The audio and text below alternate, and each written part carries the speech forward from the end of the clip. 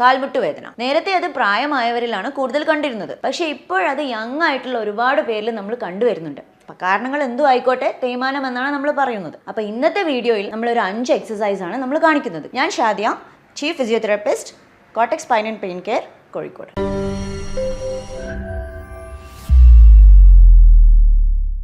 അപ്പം നമ്മൾ ജോയിൻറ്റിൻ്റെ ഒരു സ്റ്റെബിലിറ്റി എന്ന് പറയുന്നത് മസിൽസ്, അതിന് ചുറ്റുള്ള മസിൽസും ലിഗമെൻസുമാണ്. അപ്പോൾ ഈ മസിൽസിന് എന്തെങ്കിലും പരിക്ക് പറ്റിയാലാണ് ജോയിൻസിലേക്ക് എത്തുക. അപ്പോൾ മസിൽസ് സ്ട്രോങ് ആണെങ്കിൽ ഒരുവിധം പരിക്കുകളൊക്കെ നമുക്ക് ഓവർകം ചെയ്യാൻ പറ്റും. അപ്പോൾ അതെങ്ങനെ ചെയ്യണം എന്നുള്ളത് ഞാൻ പറഞ്ഞുതരാം. ആദ്യം നമ്മൾ ഒരു മുട്ടുവേദന വന്നു കഴിഞ്ഞാൽ നമ്മൾ എക്സ്റേ എടുത്ത് നോക്കും. അപ്പോൾ എക്സ്റേ എടുത്ത് നോക്കുമ്പോൾ ഈ ഇടയിലുള്ള ഭാഗങ്ങളിൽ ചുരുങ്ങിയിട്ടുണ്ടാവും. എന്ന് വെച്ചാൽ ഈ ബോൺ ടു ബോൺ പ്രസ് ആയിട്ടുണ്ടാവും. അത് യൂഷ്വലി കാൽമുട്ടിൻ്റെ ഈ ഉള്ളിൽ ഭാഗത്തിലാണ് നമ്മൾ കാണപ്പെടാം. അതിനാണ് നമ്മൾ ഡീജനറേറ്റീവ് ചേഞ്ചസ് എന്ന് പറയുന്നത്. അപ്പം ഈ 50 വയസ്സിൻ്റെ ശേഷമുള്ള ആൾക്കാരിൽ ഈ ഡീജനറേറ്റീവ് ചേഞ്ചസ് നമ്മൾ കാണും. പക്ഷേ അതിനാണ് നമ്മൾ പ്രൈമറി ഓസ്റ്റോ ആർത്രൈറ്റിസ് എന്ന് പറയുന്നത്. പിന്നെ വരുന്നത് വെയർ ആൻഡ് ടയർ ഇഞ്ചുറിയാണ്. അത് ഒരു 35 വയസ്സ് കഴിഞ്ഞ ആൾക്കാരിലും അത് നമ്മൾ കാണുന്നുണ്ട്. അത് എന്തുകൊണ്ടാണെന്ന് വെച്ചാൽ ഹൈപ്പർ ആക്റ്റീവ് ആയിട്ടുള്ള സ്പോർട്സ് ചെയ്യുന്നുണ്ട്. എന്ന് വെച്ചാൽ കൂടുതലായിട്ടുള്ള ജമ്പിങ് അല്ലെങ്കിൽ ജോഗിങ് അല്ലെങ്കിൽ റണ്ണിങ്, അങ്ങനെ ഹൈ ഇൻറ്റൻസിറ്റി എക്സസൈസ് ചെയ്യുന്നവരിലും നമുക്ക് ഈ ഒരു വെയർ ആൻഡ് ടയർ അല്ലെങ്കിൽ ഓവർ യൂസ് ഇഞ്ചുറി എന്ന് നമ്മൾ പറയും. അതും കാണപ്പെടുന്നുണ്ട്. പിന്നെ ഇതിൻ്റെ സിംറ്റംസ് എന്ന് പറഞ്ഞു കഴിഞ്ഞാൽ കാൽമുട്ട് വേദനയിൽ ഫസ്റ്റ് നമ്മൾ സിംറ്റംസ് ആയിട്ട് വരുന്നത് വേദന. അത് ഈ മിക്കവാറും ഈ ഉൾഭാഗത്താണ് ആ വേദന കാണുന്നത്. അപ്പോൾ ആദ്യം നമ്മൾ സ്ട്രെങ്തനിങ് എക്സസൈസാണ്, നീ സ്ട്രെങ്തനിങ് എക്സസൈസാണ് നോക്കുന്നത്. അപ്പോൾ ആദ്യമായിട്ട് നിങ്ങളൊരു ബെഡിലോ കൗച്ചിലോ ഇങ്ങനെ നിവർന്ന് കിടക്കുക. എന്നിട്ട് ഒരു വലിയ പില്ലോ എടുക്കുക. അല്ലെങ്കിൽ വലിയ പില്ലോ, ഇതുപോലത്തെ റൗണ്ട് പില്ലോ അല്ലെങ്കിൽ അത് വലിയ ടവൽ റോൾ ചെയ്തിട്ട് ടൈസിൻ്റെ ഉള്ളിൽ നിങ്ങൾ വെക്കുക. നീൻ്റെ ഉള്ളിലല്ല, ടൈസിൻ്റെ ഉള്ളിലാണ് നിങ്ങൾ വെക്കേണ്ടത്. എന്നിട്ട് ഈ കാലാണ് നിങ്ങൾക്ക് വേദന എന്നുണ്ടെങ്കിൽ, വലത്തെ കാലാണ് വേദന എന്നുണ്ടെങ്കിൽ ഈ വലത്തെ കാല് നേരെ പൊക്കാം. എന്നിട്ട് പൊക്കി പിടിക്കും. എന്നിട്ട് ഈ ആംഗിളൊന്ന് മുന്നോട്ടേക്ക് ആക്കാം, ഇതുപോലെ. ഓക്കെ, ഇത് നിങ്ങൾ 5 സെക്കൻഡ്സ് ഹോൾഡ് ചെയ്യുക. 1 2 3 4 5. റിലാക്സ്. ഓക്കെ, ഇനി അടുത്ത കാലാണ് എഫക്റ്റഡ് എന്നുണ്ടെങ്കിൽ ഇതുപോലെ ചെയ്യാം. കാൽമുട്ട് പൊക്കാം, എന്നിട്ട് ആംഗിൾ മുന്നോട്ടേക്കാക്കുക. അപ്പോൾ നിങ്ങൾക്ക് അടിയിൽ നിന്ന് ഒരു സ്ട്രെച്ചും കിട്ടും. ഇവിടുന്ന് ഒരു സ്ട്രെങ്തനിങ് എന്ന് പറഞ്ഞു കഴിഞ്ഞാൽ ഒരു വിറയൽ പോലെ നിങ്ങൾക്ക് ഫീൽ ചെയ്യാം. മസിൽ വർക്കിങ്ങിൻ്റെ ഒരു കണ്ടീഷനാണത്. ഓക്കെ, അതുപോലെ നിങ്ങൾക്ക് ഫീൽ ചെയ്യാൻ തുടങ്ങും. പിന്നെ റിലാക്സ്. ഓക്കെ, ഇതൊരു 20 ടൈംസ് റിപ്പീറ്റ് ചെയ്യാം. 20. ഓക്കെ, ഇനിയിപ്പോൾ ഈ കാലിന് ഒന്നുമില്ലെങ്കിൽ കൂടി നിങ്ങൾക്കിത് ചെയ്യാം. ഓൾറൈറ്റ്, ഇതാണ് ഫസ്റ്റ് എക്സസൈസ്. ഇനി രണ്ടാമത്തെ എക്സസൈസ് ഇതുപോലെ വലത്തെ കാലാണ് നിങ്ങൾക്ക് എഫക്റ്റഡ് എന്നുണ്ടെങ്കിൽ വലത്തെ കാലിൻ്റെ അടിയിൽ നിങ്ങളൊരു പില്ലോ വയ്ക്കാം. എന്നിട്ട് അമർത്താം, നീ അമർത്താം. എന്ന് വെച്ചാൽ ഈ ആംഗിൾ ഇവിടുന്ന് പൊങ്ങരുത്.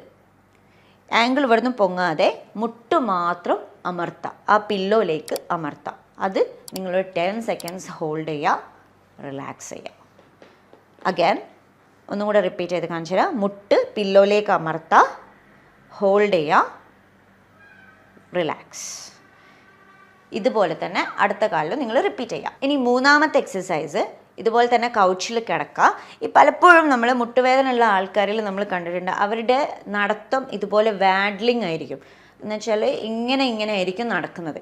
അത് ഇവരുടെ ഈ മസിൽസിൻ്റെ എന്താ പറയുക വീക്ക്നെസ് കൊണ്ടാണ് അവരത് നടക്കുന്നത്. അപ്പം അത് ബിൽട്ടപ്പ് ചെയ്യുക എന്നുള്ളത് ഈക്വലി ഇമ്പോർട്ടൻ്റ് ആണ്. ഇതുപോലെ കൗച്ചിൽ കിടക്കാം, നിവർന്ന് കിടക്കാം. എന്നിട്ട് വലത്തെ കാല് പുറത്തേക്ക് എടുക്കുക,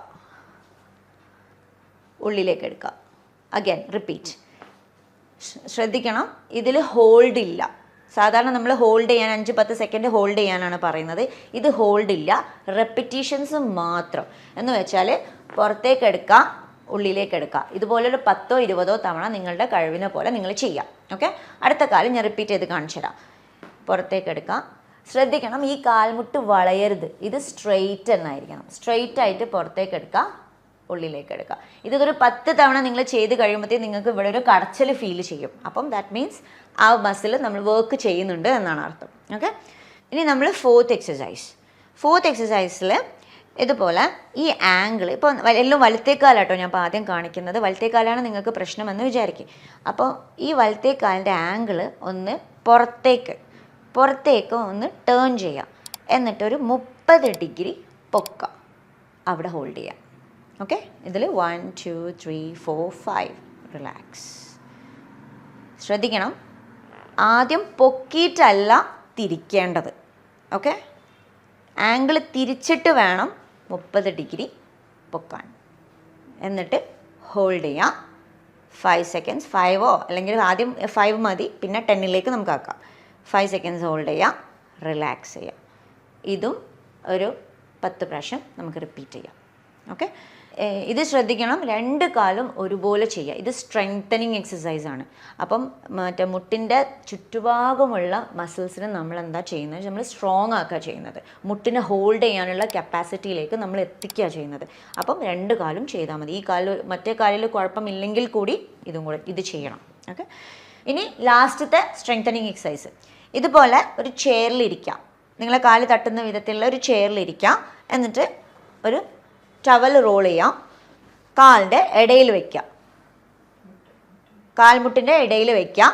എന്നിട്ട് സ്ക്വീസ് ചെയ്യാം, അമർത്താം, രണ്ടും തമ്മിൽ അമർത്താം. കൈ കൊണ്ടല്ല, കാലുകൊണ്ടാണ് അമർത്തേണ്ടത്.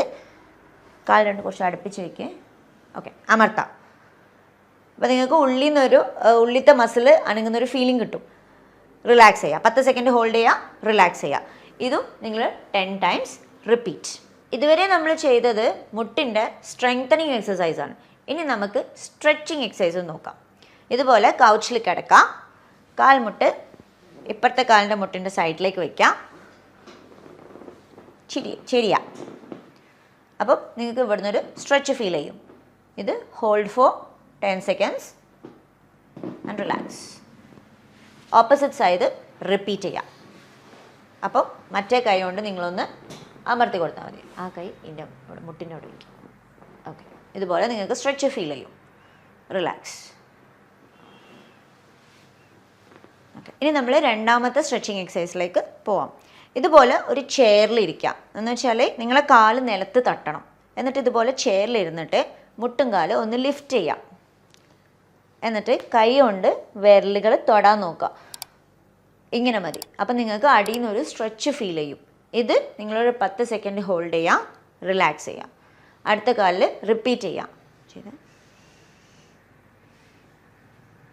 റിലാക്സ്. ഇതാണ് രണ്ടാമത്തെ സ്ട്രെച്ചിങ് എക്സസൈസ്. പിന്നെ ശ്രദ്ധിക്കുക, ഈ എക്സസൈസ് ചെയ്യുമ്പോൾ നടുവിന് വേദന ഉള്ള ആൾക്കാർ അധികം ബെൻഡ് ചെയ്യരുത്. ജസ്റ്റ് സ്ട്രെയിറ്റ് ആക്കി വെച്ചിട്ട് നമ്മൾ ജസ്റ്റ് ഒന്നിങ്ങനെ ചെയ്താൽ മതി. അപ്പോൾ അടിയിൽ നിന്ന് സ്ട്രെച്ച് ഫീൽ ചെയ്തോളും. ഒരുപാട് ബെൻഡിങ് ചെയ്യരുത്. ഓക്കെ, ഇനി നമ്മൾ മൂന്നാമത്തെ സ്ട്രെച്ചിങ് എക്സസൈസിലേക്ക് നമുക്ക് പോവാം. ഇതുപോലെ നേരെ നിൽക്കാം. എന്നിട്ട് ഇപ്പോൾ നിങ്ങൾക്ക് ഇടത്തെ കാലിനാണ് പ്രോബ്ലം എന്നുണ്ടെങ്കിൽ ഇടത്തെ കാലാണ് നമ്മൾ സ്ട്രെച്ച് ചെയ്യാൻ പോകുന്നത്. അപ്പം വലത്തെ കൈ ഏതെങ്കിലും ഒരു സപ്പോർട്ടിൽ ഒന്ന് പിടിക്കണം, ഒരു മതിലിലോ അല്ലെങ്കിൽ ബെഡിലോ ഒന്ന് പിടിക്കാം. എന്നിട്ട് ഇടത്തെ കാലിൻ്റെ ആംഗിൾ പിടിച്ചിട്ട് കാൽമുട്ട് ബാക്കോട്ടേക്ക് വലിക്കാം ഇതുപോലെ. അപ്പോൾ നിങ്ങൾക്ക് ഈ ഫ്രണ്ട് ഭാഗത്ത് നിങ്ങൾക്കൊരു സ്ട്രെച്ചിങ് ഫീൽ ചെയ്യും. ഇത് നിങ്ങൾ 10 സെക്കൻഡ് ഹോൾഡ് ചെയ്യാം, റിലാക്സ് ചെയ്യാം. ഓക്കെ, ഇതുപോലെ തന്നെ മറ്റേ കാലിൽ നിങ്ങൾ റിപ്പീറ്റ് ചെയ്യാം. ഈ 3 എണ്ണമാണ് സ്ട്രെച്ചിങ് എക്സസൈസിൽ, മുട്ടിൻ്റെ സ്ട്രെച്ചിങ് എക്സസൈസിൽ വരുന്നത്. അപ്പോൾ ഇതൊക്കെയാണ് നമ്മൾ കാൽമുട്ടിൻ്റെ സ്ട്രെങ്തനിങ്ങും സ്ട്രെച്ചിങ്ങും നമ്മൾ കണ്ടത്. അപ്പം ഇത്രയൊക്കെ ചെയ്താൽ തേയ്മാനം ഒരു പരിധി വരെയൊക്കെ നമുക്ക് കുറയ്ക്കാൻ പറ്റും. കുറച്ച് തേഞ്ഞവർക്കും കൂടുതൽ തേയാണ്ടിരിക്കാനുള്ളൊരു മാർഗം കൂടിയാണിത്. അപ്പോൾ തീർച്ചയായും എല്ലാവരും ട്രൈ ചെയ്യാം. എന്തെങ്കിലും ഒരു കൺഫ്യൂഷൻ ഉണ്ടെങ്കിൽ താഴെ കമൻറ്റ് ചെയ്യാം. Thank you.